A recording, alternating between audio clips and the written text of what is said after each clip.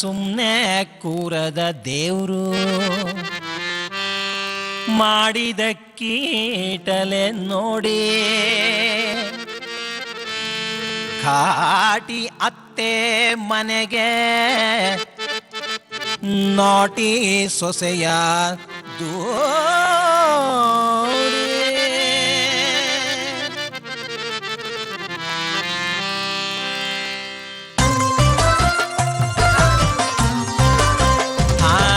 ಸುಮ್ನೆ ಕೂರದ ದೇವ್ರು ಮಾಡಿದ ಕೀಟಲೆ ನೋಡಿ ಕಾಟಿ ಅತ್ತೆ ಮನೆಗೆ ನಾಟಿ ಸೊಸೆಯ ದೂಡಿ ಅತ್ತೆ ಒಂದ್ ಕೈ ಸೊಸೆ ಒಂದ್ ಕೈ ದಿನವೂ ಜಗ್ಗಾಟ ರೂಢಿ ಈ ಅತ್ತೆ ಸೊಸೆರ್ ಹೇಳೋದುಂಟೆ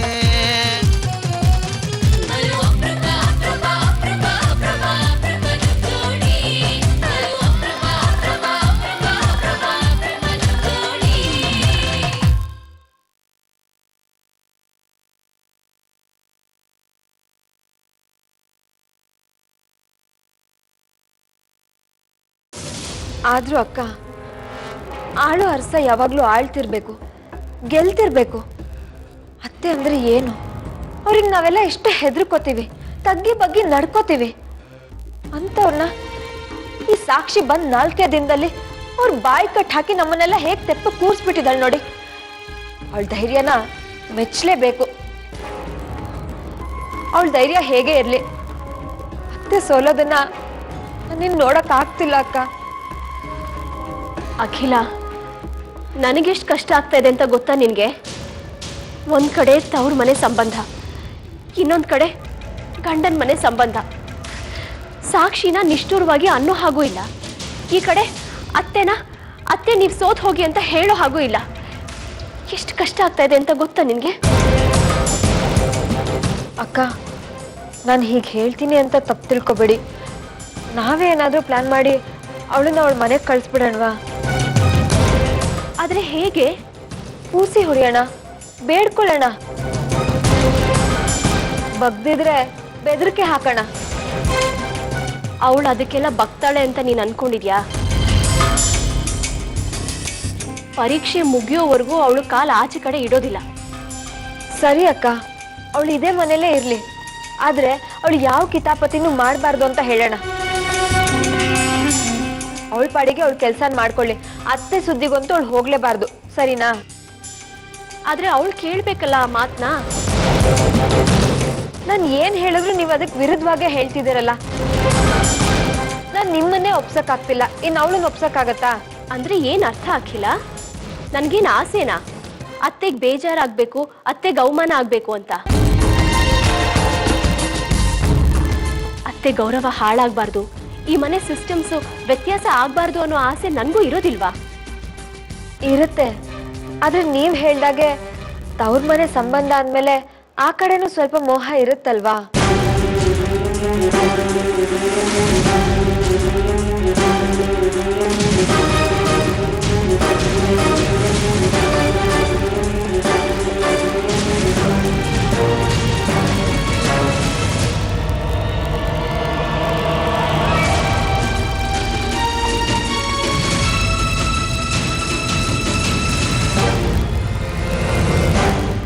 ಅಕ್ಕ, ನಾನು ಹೇಳಕ್ ಬಂದಿದ್ದು ಅರ್ಥ ಆಯ್ತು ಅಖಿಲ, ನಂಗೆ ಅರ್ಥ ಆಯ್ತು. ಬಹುಶಃ ನೀನು ಈ ಮನೆಗೆ ಬಂದು ಇಷ್ಟು ವರ್ಷದಲ್ಲಿ ಇದೇ ಮೊದಲನೇ ಸಲ ನೀನು ಈ ಥರ ನನ್ನ ಹತ್ರ ಮಾತಾಡ್ತಾ ಇರೋದು. ಅಕ್ಕ, ನೀವು ನನ್ನ ಮಾತನ್ನ ತಪ್ಪಾಗಿ ತಗೊಂಡ್ರಿ. ಸರಿಯಾಗಿ ತಗೊಂಡೆ ಅಖಿಲ. ನಾನು ಬಂದು ಇಷ್ಟು ವರ್ಷಗಳಲ್ಲಿ ಅತ್ತೆ ಬಗ್ಗೆ, ನಮ್ಮ ಮನೆ ಬಗ್ಗೆ, ಗಂಡನ ಬಗ್ಗೆ ಎಷ್ಟು ನಿಷ್ಠೆ ಇದೆ ಅನ್ನೋದನ್ನ ಅತ್ತೆ ಬೆರಳು ಮಾಡಿ ತೋರಿಸಿರ್ಲಿಲ್ಲ. ಅವ್ರು ಅದನ್ನ ಬಾಯ್ ಬಿಟ್ಟು ಹೇಳೋದಿರ್ಲಿ, ಮನ್ಸಲ್ಲಿ ಸಹ ಅವ್ರು ಅದನ್ನ ಅನ್ಕೊಂಡಿಲ್ಲ. ಆದ್ರೆ ನೀನಿವತ್ತು ಹೀಗೆ ಮಾತಾಡ್ಬಿಟ್ಟೆ. ಅಕ್ಕ ಅಕ್ಕ ಐ ಆಮ್ ಸಾರಿ ಅಕ್ಕ, ನಿಜವಾಗ್ಲೂ ನನ್ನ ಮಾತಿನ ಉದ್ದೇಶ ಇದಾಗಿರ್ಲಿಲ್ಲ. ನಾನು ಏನ್ ಹೇಳ್ದೆ ಅಂದ್ರೆ, ತವ್ರ ಮನೆ ಸಂಬಂಧ ಅನ್ನೋ ಮೋಹ ಇದ್ದೇ ಇರುತ್ತೆ.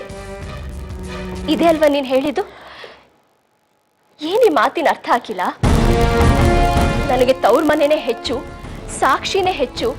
ಸಾಕ್ಷಿ ಅತ್ತೆ ವಿರುದ್ಧ ಎದ್ದು ನಿಂತರು ನಾನು ಒಳಗೆ ಸಾಕ್ಷಿನ ವಹಿಸ್ಕೊಂಡು ಹೋಗ್ತೀನಿ ಅನ್ನೋದೇ ತಾನೇ ಈ ಮಾತಿನ ಅರ್ಥ. ಇಲ್ಲ ಅಕ್ಕ, ನನ್ ಮಾತಿನ ಅರ್ಥ ಇದಲ್ಲ. ಮತ್ತಿನ್ನೇನು? ಗೊತ್ತಿಲ್ಲ ಅಲ್ವಾ? ಯಾಕೆ ಗೊತ್ತಿಲ್ಲ ಹೇಳು? ನಿನ್ನ ಹತ್ರ ಉತ್ತರ ಇಲ್ಲ ಅದಕ್ಕೆ.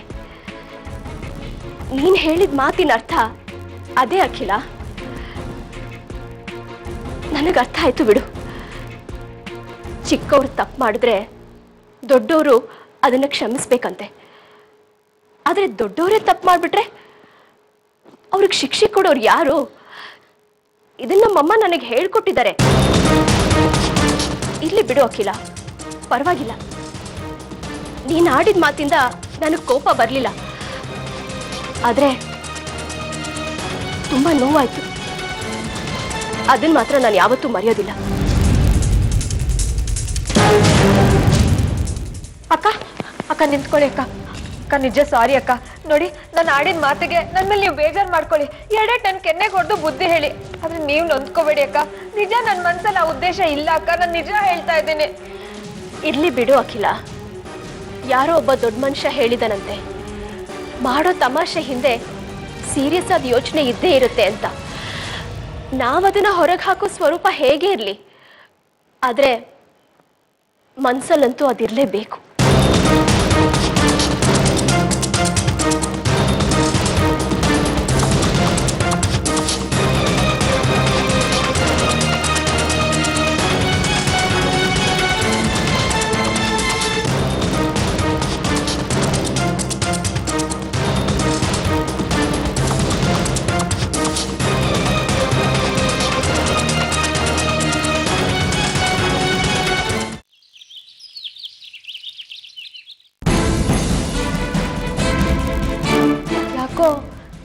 ಎಲ್ಲೋ ತಪ್ಪಾಗಿದೆ. ಈ ಮನೆ ಮೇಲೆ ಯಾರ್ದೋ ದೃಷ್ಟಿ ಬಿದ್ದಿದೆ. ಎಲ್ಲ ಎಡವಟ್ಟಾಗ್ತಿದೆ. ಈಗ ಏನಾಯ್ತು ಅದನ್ನ ಹೇಳಿ ಸಾಕು. ಪದ್ಮಿನಿ ಅಕ್ಕನ ಹತ್ರ ಸಾಕ್ಷಿ ಬಗ್ಗೆ ಮಾತಾಡಕ್ ಹೋಗಿದ್ದೆ. ನಾನೇನು ಹೇಳ್ಬಾರ್ದು ಹೇಳಿಲ್ಲ. ಸಾಕ್ಷಿ ನಿಮ್ ತವ್ರ ಮನೆ ಕಡೆ ಸಂಬಂಧ, ನಿಮ್ಗೂ ದಾಕ್ಷಿಣ್ಯ ಇರತ್ತೆ. ನೇರವಾಗಿ ನಿಷ್ಠುರವಾಗಿ ಅವಳ ಹತ್ರ ಮಾತಾಡಕ್ ಆಗಲ್ಲ ಅಂತ ಅಕ್ಕನ ಮೇಲಿರೋ ಸಿಂಪತಿಯಿಂದ ನಾನು ಮಾತಾಡ್ದೆ. ಆದ್ರೆ ಅಕ್ಕ ನನ್ನ ಮಾತನ್ನ ತಪ್ಪು ತಿಳ್ಕೊಂಡು ನೀವು ತವ್ರ ಮನೆ ಕಡೆನೇ ಸಪೋರ್ಟ್ ಮಾಡ್ತಿದ್ದೀರಾ, ಬೇಕು ಅಂತ ಅವಳನ್ನ ವಹಿಸ್ಕೊತಿದ್ದೀರಾ ಅಂತ ನಾನು ಹೇಳ್ತಿದ್ದೀನಿ ಅನ್ಕೊಂಡ್ಬಿಟ್ರು. ಸ್ವಾಮಿ ಶರಣಂ. ಈ ಸಮಸ್ಯೆಗೆ ಅಯ್ಯಪ್ಪನೇ ಪರಿಹಾರ ಕೊಡಬೇಕು. ಪರಿಹಾರ ಅಯ್ಯಪ್ಪ ಕೊಡೋದಕ್ಕೇನಿದೆ, ನನ್ನ ಹತ್ರ ಇದೆ. ಇಷ್ಟು ವರ್ಷದಲ್ಲಿ ನಿಮ್ಮ ಅತ್ತೆಯವರು ಯಾರಿಗೂ ಸೋತಿರ್ಲಿಲ್ಲ. ಇಷ್ಟು ವರ್ಷಗಳಲ್ಲಿ ನಿಮ್ಮ ಮನೆಯವ್ರನ್ನ ಸಾಮೂಹಿಕವಾಗಿ ಯಾರೂ ಎದುರಿಸಿರ್ಲಿಲ್ಲ.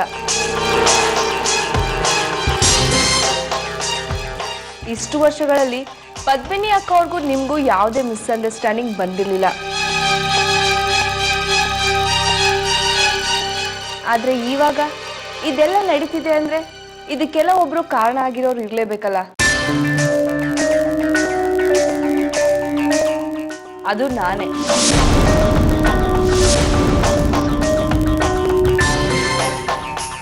ಚಾಲೆಂಜ್ ಮಾಡಿ 2 ದಿನಕ್ಕೆ ಈ ಮನೇಲಿರೋ ಸಂಬಂಧಗಳು ಅಲ್ಲಾಡ್ತಿವೆ. ಮನೇಲಿರೋ ಇರಿತಲೆ ಪರದಾಡ್ತಿದೆ. ಹೀರೋ ಮಾಲೆ ಹಾಕೊಂಡು ಕೈ ಕಟ್ಕೊಂಡು ನಿಂತ್ಕೊಂಡಿದ್ದಾರೆ. ಇನ್ನು ಮಿಕ್ಕಿರೋ 13 ದಿನಗಳ ನಂತರ ಪರಿಸ್ಥಿತಿ ಹೇಗಿರುತ್ತೆ ಅಂತ ಯೋಚನೆ ಮಾಡಿದ್ರೆ ನನ್ಗೆ ಭಯ ಆಗ್ತಿದೆ. ಈ ಹುಡುಗಿ ಸ್ವಾಮಿನ ಮನೆಯಿಂದ ಹೆಂಗಪ್ಪ ಹೊರಗಾಕೋದು?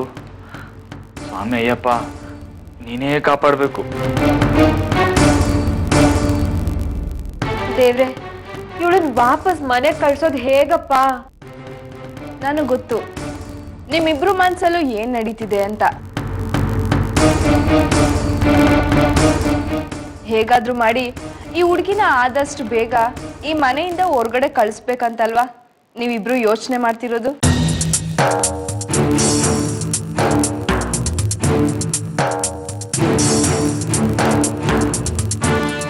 ಸಾಧ್ಯ ಇದ್ರೆ ಕಳ್ಸಿ. ಆದ್ರೆ ಒಂದ್ ಮಾತು ನೆನ್ಪಿರ್ಲಿ, ಸುಳ್ಳು ಹೇಳೋ ಆಗಿಲ್ಲ. ಹೇಳಿದ್ರೆ ನಿಮ್ಮ ಅತ್ತೆಯವ್ರನ್ನ ನೀವೇ ಅವಮಾನ ಮಾಡ್ದಂಗಾಗತ್ತೆ. ಇಂಡೈರೆಕ್ಟ್ ಆಗಿ ನಿಮ್ಮ ಅತ್ತೆಯವ್ರನ್ನ ನೀವೇ ಸೋಲಿಸ್ದಾಗತ್ತೆ.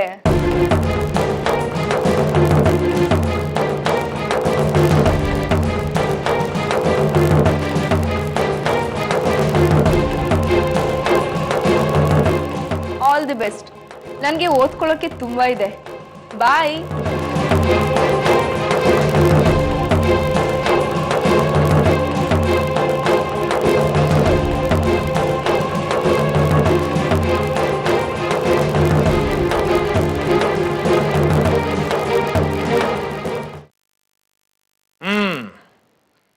ಇದು ಗಂಭೀರವಾಗಿ ಚರ್ಚೆ ಮಾಡಬೇಕಾಗಿರೋ ವಿಷಯ ಅಂತ ಆಯ್ತು. ಇನ್ನೂ ಚಿಕ್ಕ ಹುಡುಗಾಟಿಗೆ ಈಗ ಸರಿ ಹೋಗುತ್ತೆ, ಇವತ್ತು ಸರಿ ಹೋಗುತ್ತೆ ಅಂತ ನಾನು ಅಂದ್ಕೊಂಡಿದ್ದೆ. ಆದ್ರೆ ಇದು ಸರಿ ಹೋಗೋ ಬದಲು ದಿನ ದಿನಕ್ಕೂ ರಣ ಆಗ್ತಾ ಇದೆ. ಕ್ಷಮಿಸ್ಬಿಡಿ ಎಲ್ರೂ ನನ್ನನ್ನ. ನಾನು ಅತ್ತೆಗೆ ಅವತ್ತೇ ಒಂದು ಮಾತು ಹೇಳಬೇಕಾಗಿತ್ತು. ಸಾಕ್ಷಿನ ಮನೆಗೆ ಕರ್ಕೊಂಡು ಬರೋದು ಬೇಡ ಅಂತ. ಆದರೆ ಆ ಸಂದರ್ಭದಲ್ಲಿ ನಂಗೆ ಹೊಳಿಲಿಲ್ಲ, ಹಾಗನ್ಸ್ಲಿಲ್ಲ. ಅಖಿಲ, ಆಗ್ಲೇ ಮಾತಾಡ್ತಾ ನಾನು ನಿನ್ನ ಬಗ್ಗೆ ತಪ್ಪು ತಿಳ್ಕೊಂಡ್ಬಿಟ್ಟೆ. ದೊಡ್ಡವಳಾಗಿ ನಾನು ಆ ಥರ ಮಾತಾಡಬಾರ್ದಾಗಿತ್ತು. ನೀನು ಹೇಗೆ, ನಿನ್ನ ಮನಸ್ಸು ಹೇಗೆ ಅಂತ ಗೊತ್ತಿದ್ದು ನಾನು ಮಾತಾಡಿ ತಪ್ಪು ಮಾಡಿಬಿಟ್ಟೆ. ಹೋಗ್ಲಿ ಬಿಡಿ ಅಕ್ಕ, ಪರವಾಗಿಲ್ಲ. ನಾನು ಅದನ್ನ ಮರ್ತು ಬಿಡ್ತೀನಿ, ನೀನು ಮರ್ತು ಬಿಡು. ಅಯ್ಯೋ, ಆ ವಿಷಯನೆಲ್ಲ ಮರ್ತ್ಬಿಟ್ಟು ಈಗ ಸಾಕ್ಷಿ ವಿಚಾರನ ಯೋಚನೆ ಮಾಡಿ. ಈ ಮನೆಯಲ್ಲಿ ಕಾವೇರಿಗೆ ಅವಮಾನ ಮಾಡೋರ್ಗೆ, ಕಾವೇರಿ ವಿರುದ್ಧ ನಡ್ಕೊಳ್ಳೋರ್ಗೆ ಜಾಗ ಇಲ್ಲ. ಅಂಥವ್ರಿಗೆ ಈ ಮನೆಯಲ್ಲಿ ಜಾಗ ಇಲ್ಲ. ಸಾಕ್ಷಿ ಹೊರಗೋಗ್ಬೇಕು. ಅವಳನ್ನ ನಾವೇ ಹೊರಗೆ ಕಳಿಸ್ಬೇಕು. ಸುಳ್ಳು ಹೇಳೋ ಹಾಗಿಲ್ಲ. ಹೇಳಿದ್ರೆ ಅತ್ತೆಗೆ ಅವಮಾನ ಮಾಡ್ದ ಹಾಗಾಗತ್ತೆ. ಬಾಯ್ ಬಿಟ್ಟು ಹೊರಗಡೆ ಹೋಗು ಅಂತಾನು ಹೇಳೋ ಹಾಗಿಲ್ಲ. ಹಾಗೇನಾದ್ರೂ ಹೇಳಿದ್ರೆ ಅತ್ತೆ ಮಾತನ್ನ ಮುರಿದ ಹಾಗಾಗತ್ತೆ. ಸಾಕ್ಷಿ ತಾನಾಗೆ ಹೊರಗೋಗ್ಬೇಕು. ಹಾಗ ನಾವು ಮಾಡಬೇಕು. ಅದ್ ಹೇಗೆ?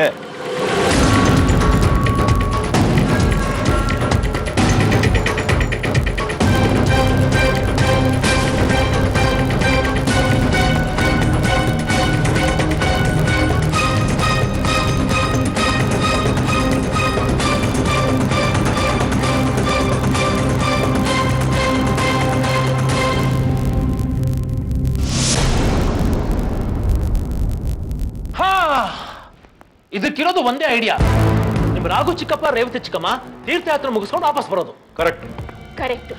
ಅವ್ರು ಯಾವಾಗ ವಾಪಸ್ ಬರ್ತಾರೆ ಗೊತ್ತಿಲ್ಲ. ಅವ್ರ ಫೋನ್ ನಂಬರ್ ಇದೆ ಅಲ್ವಾ? ಹಾ, ಇದೆ. ಹಾಗಿದ್ರೆ ನಿಮ್ ಚಿಕ್ಕಮ್ಮನ್ ಫೋನ್ ಮಾಡಿ ಇಮಿಡಿಯೇಟ್ ಆಗಿ ಬರೋ ಹಾಗೆ ಮಾಡ್ಬೋದು. ಆದ್ರೆ ಒಂದೇ ಒಂದು ಸಮಸ್ಯೆ. ಏನೋ ಸಮಸ್ಯೆ? ಒಂದೇ ಒಂದು ಸುಳ್ಳು ಹೇಳ್ಬೇಕಾಗತ್ತೆ. ಸಾಕ್ಷಿ ಸೀರಿಯಸ್ ಅಂತ. ಬೇಡ ಬೇಡ, ನಾವು ಸುಳ್ಳು ಹೇಳೋ ಹಾಗಿಲ್ಲ.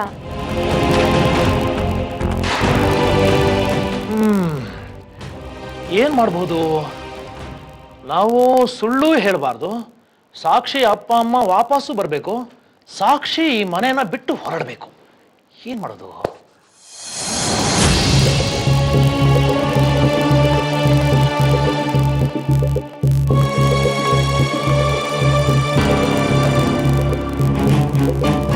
ಮಾವ, ಸಾಕ್ಷಿ ಬಂದು.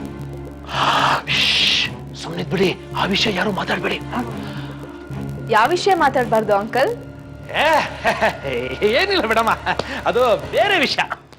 ಸುಳ್ಳು ಹೇಳ್ಬಿಡಿ ಅಂಕಲ್. ನನಗೆ ಗೊತ್ತು ನೀವೆಲ್ರೂ ನನ್ನ ಬಗ್ಗೆನೇ ಮಾತಾಡ್ತಿದ್ರಿ ಅಂತ. ನಾನು ಬಂದೆ ಅಂತ ಚುಪ್ಪಾದ್ರಿ, ಹೌದು ತಾನೇ? ಓ, ಧರ್ಮ ಸಂಕಟಕ್ಕೆ ಸಿಕ್ಕಾಕ್ಸ್ಬೇಡ ತಾಯಿ. ಸುಳ್ಳು ಹೇಳಬಾರ್ದಲ್ವಾ, ಅದಕ್ಕೋಸ್ಕರ ಒಪ್ಕೋತಾ ಇದ್ದೀನಿ. ಹೌದು, ಆದ್ರೆ ನಿಮ್ಮ ತಂದೆ ತಾಯಿ ಏನಿಲ್ಲ ಬಿಡಮ್ಮ, ಏನಿಲ್ಲ ಬಿಡ.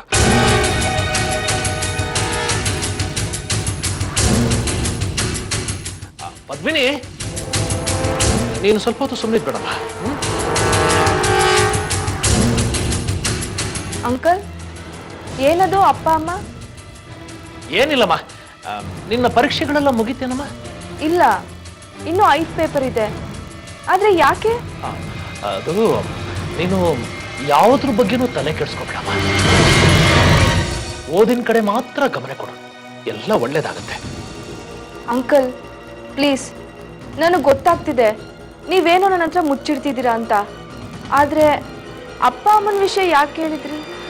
ಚಚೆ, ನಿಮ್ ತಂದೆ ತಾಯಿಗೆ ಏನೂ ಆಗಿಲ್ಲ ಮಗು.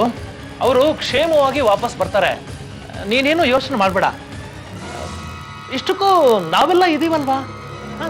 ನಿಮ್ಮ ಅಕ್ಕ ಇದ್ದಾಳೆ, ನಮ್ಮೆಲ್ರನ್ನೂ ನಿಮ್ಮನೆಯವ್ರನ್ನೇ ಅಂತ ಅಂದ್ಕೊಂಡ್ಬಿಡು. ಇದನ್ನ ನಿನ್ನ ಮನೆ ಅಂತಾನೆ ಅಂದ್ಕೋ. ಅಂಕಲ್, ಅನಾವಶ್ಯಕವಾಗಿ ಯಾಕೆ ನಂಗೆ ಧೈರ್ಯ ಹೇಳ್ತಿದ್ದೀರಾ? ಸುಮ್ನೆ ಅಪ್ಪ ಅಮ್ಮಂಗೆ ಏನೂ ಆಗಿಲ್ಲ ಅಂತ ಯಾಕೆ ಹೇಳ್ತಾ ಇದ್ದೀರಾ? ಅಪ್ಪ ಅಮ್ಮಂಗೆ ಏನಾಯ್ತು? ಅಯ್ಯೋ, ನಾನು ಸತ್ಯನೇ ಹೇಳ್ತಿದ್ದೀನಮ್ಮ. ಪದ್ಮಿನಿ, ಸರಿ ತಾನೆ?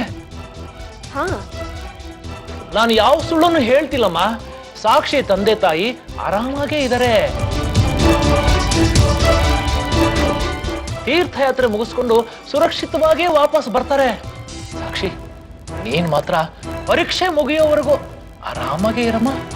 ಅಂದ್ರೆ ಪರೀಕ್ಷೆ ಮುಗಿದ್ಮೇಲೆ ನಾನು ಆರಾಮಾಗಿರೋಕ್ಕಾಗಲ್ಲ ಅಂತ ನಿಮ್ಮ ಮಾತಿನ ಅರ್ಥ? ನಿಮ್ಮ ಮಾತೆ ವಿಚಿತ್ರವಾಗಿದೆ. ಅಕ್ಕ, ನೀನ್ ಹೇಳು, ಅಪ್ಪ ಅಮ್ಮಂಗೆ ಏನಾಗಿದೆ?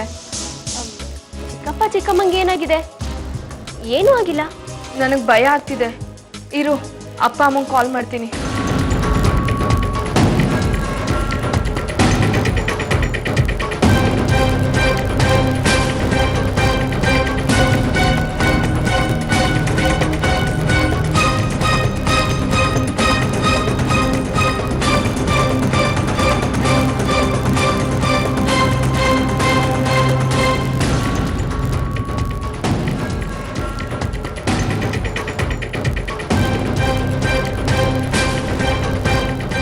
ಲೈನ್ ಸಿಗ್ತಿಲ್ಲ.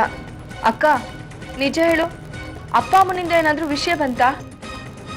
ಹಾಗೇನಿಲ್ಲ ಸಾಕ್ಷಿ.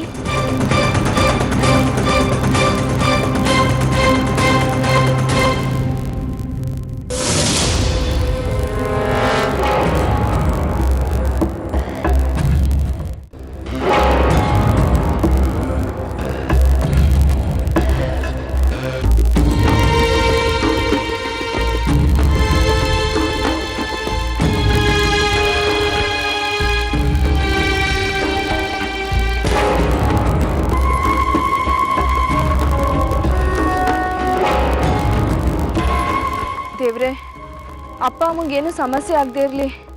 ಆವಾಗ್ಲಿಂದ ಕಾಲ್ ಮಾಡ್ತಾ ಇದ್ದೀನಿ, ಲೈನೇ ಸಿಗ್ತಾ ಇಲ್ಲ. ಏನು ಮಾಡೋದು? ಒಂದ್ಸಲ ಕಾಲ್ ಪಿಕ್ ಮಾಡಿ ಮಾತಾಡಿದ್ರೆ ಧೈರ್ಯ ಬರುತ್ತೆ. ಅಪ್ಪ, ನೀವೇನೇ ಹೇಳಿ, ಬ್ರಿಲಿಯಂಟ್ ಡ್ಯಾಡಿ ನೀವು. ಅಯ್ಯೋ, ಸಿಡುಕು ಮುಖದವನೇ, ನಕ್ಕು ಬಿಟ್ಟಿಯಲ್ಲೋ. ಎಷ್ಟ್ ಚೆನ್ನಾಗಿ ಕಾಣಿಸ್ತೀಯ ನೀನು. ನಗ್ತಾನೆ ಇರೋ. ಆದ್ರೆ ಈಗ ನಗ್ಬೇಡ. ಅವಳನ್ನ ಪೀಕ್ಲಾಡ್ಸಿ ಸಿಕ್ಕಾಕ್ಸಿ ನಾವು ನಗ್ತಿದ್ರೆ ಜನ ನಮ್ಮನ್ನೇ ವಿಲನ್ ಅಂತ ಅನ್ಕೊಂಡ್ಬಿಡ್ತಾರೆ. ಆದ್ರೆ ಅವಳನ್ನ ಹೀಗೆ ಪರದಾಡ್ಸೋದಕ್ಕೆ ನನಗೆ ಸುತಾರಾಮ್ ಇಷ್ಟ ಇರ್ಲಿಲ್ಲ. ಆದ್ರೆ ಏನ್ ಮಾಡೋದು, ನಮ್ಗೆಲ್ಲ ಮೂಗ್ದರ ಹಾಕ್ಸಿ ತಕಪಕ್ಕ ಅಂತ ಕುಣ್ಸೋಕ್ ಶುರು ಮಾಡ್ಬಿಟ್ಲು. ನನ್ನ ಹೆಂಡತಿನ ಆಟ ಆಡ್ಸೋಕ್ ಶುರು ಮಾಡ್ಬಿಟ್ಲು. ಮನೆ ಯಜಮಾನ ನಾನಲ್ಲ, ನಿಮ್ಮ ಅಮ್ಮನೆ. ಆದ್ರೂ ಗಂಡಸು ದೊಡ್ಡವನೊಂದು ಇತ್ಕೊಂಡು ಇಂಥ ಟೈಮಲ್ಲಿ ಕೈ ಕೊಟ್ಕೊಂಡು ಕೂತ್ರೆ ವೇಸ್ಟ್ ಬಾಡಿ ಅಂತ ಅನ್ಸ್ಕೊಂಡ್ಬಿಡಲ್ವಾ? ಅದಕ್ಕೆ ಒಂದು ಟ್ರಿಕ್ ಮಾಡಿದೆ. ಆದ್ರೆ ಅಂಕಲ್ ಯಾಕೆ ಹಂಗಂದ್ರು? ಸುಮ್ನೆ ನಿಮ್ಮ ಅಪ್ಪ ಅಮ್ಮ ಆರಾಮಾಗಿದ್ದಾರೆ, ಯೋಚನೆ ಮಾಡ್ಬೇಡ ಅಂತ ಯಾಕೆ ಹೇಳಿದ್ರು? ಮಾವ ಆ ಸಮಯಕ್ಕೆ ಸರಿಯಾಗಿ ಯೋಚನೆ ಮಾಡಿದ್ರು ನೋಡು. ಸುಳ್ಳು ಹೇಳಲಿಲ್ಲ, ಮನೆ ಬಿಟ್ಟು ಹೋಗು ಅಂತಲೂ ಹೇಳಲಿಲ್ಲ.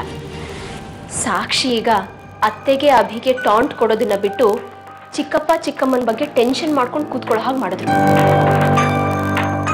ಹೌದಕ್ಕ, ಆದರೂ ಆ ಹುಡುಗಿ ಪರಿಸ್ಥಿತಿ ನೆನೆಸ್ಕೊಂಡ್ರೆ ಪಾಪ ಅನ್ನಿಸ್ತಿದೆ. ಆದರೆ ಅವಳು ಮಾಡ್ತಿರೋದು ತಪ್ಪು. ಅವಳಿಗೆ ಒಳ್ಳೇದಾಗ್ಲಿ ಅಂತ ಅತ್ತೆ ಈ ಮನೆಗಳನ್ನು ಕರ್ಕೊಂಡು ಬಂದ್ರೆ ಅವಳು ಅತ್ತೆಗೆ ತಿರುಗಿ ಬಿದ್ದಿದ್ದಾಳಲ್ಲ, ಇದು ತಪ್ಪಲ್ವಾ? ಹಾಗಿದ್ರೆ ನಮ್ಮ ಅಪ್ಪ ಅಮ್ಮಂಗೆ ಏನಾದ್ರೂ ಅಪಾಯ ಆಗಿದ್ಯಾ? ನನ್ನ ಪರೀಕ್ಷೆಗೆ ಓದ್ಕೊಳ್ಳೋಕೆ ಡಿಸ್ಟರ್ಬ್ ಆಗುತ್ತೆ ಅಂತ ಅಂಕಲ್ ಹೀಗೆ ಹೇಳಿದ್ರಾ? ಅಭಿಸ್ವಾಮಿಗಳೇ, ಒಂದು ಟೆನ್ಷನ್. ಆವಾಗ್ಲಿಂದ ಅಪ್ಪ ಅಮ್ಮಂಗೆ ಕಾಲ್ ಮಾಡ್ತಿದ್ದೀನಿ, ಲೈನೇ ಸಿಗ್ತಿಲ್ಲ.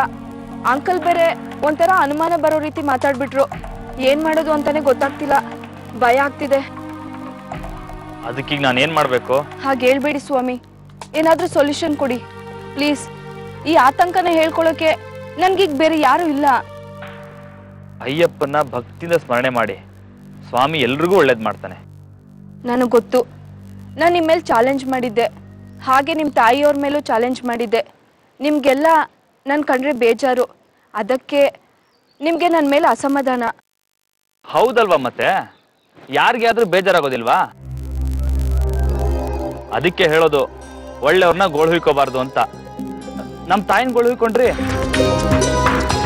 ನಿಮಗ್ ಮಾಡಿದ ಉಪಕಾರಕ್ಕೆ ಪ್ರತಿಯಾಗಿ ನಮ್ಮ ತಾಯಿಗೆ ಟಾರ್ಚರ್ ಮಾಡ್ತಿದ್ದೀರಾ. ಮಾಲೆ ಹಾಕೊಂಡ್ರು ನಮ್ಮನ್ನ ತಮಾಷೆ ಮಾಡ್ಕೊಂಡು ಆಟ ಆಡಿಸ್ತೀರಾ. ಅದ್ರ ಫಲ ಹೀಗೆಲ್ಲ ಆಗುತ್ತೆ.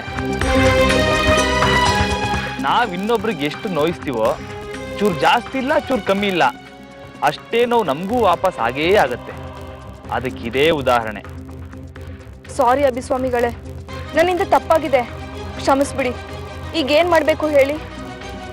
ಈ ಸಾರಿನ ನನ್ನ ಹತ್ರ ಅಲ್ಲ, ನಮ್ಮ ತಾಯಿ ಹತ್ರ ಕೇಳಿ. ಕೇಳ್ತೀನಿ, ಈಗಲೇ ಕೇಳ್ತೀನಿ.